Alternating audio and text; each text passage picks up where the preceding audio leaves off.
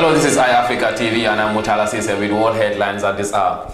The Gambian Minister for Interior, Honorable Ousman Sonko, has said that the recently validated ECOWAS Integrated Maritime Strategy by government experts from West African states not only seek to promote cooperation among member states but also amongst international partners and donors as well.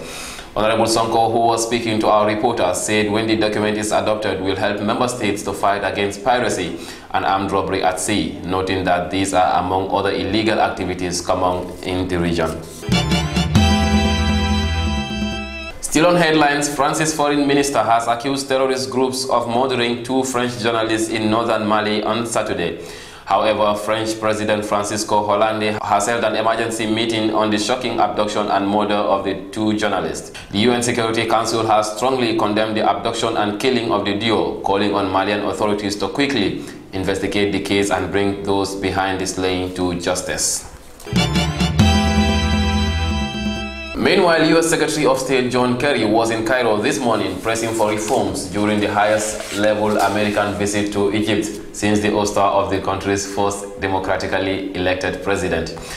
The Egyptian military's removal of Mohamed Morsi in July, followed by a harsh crackdown on his protesting supporters, led the U.S. to suspend hundreds of millions of dollars in aid.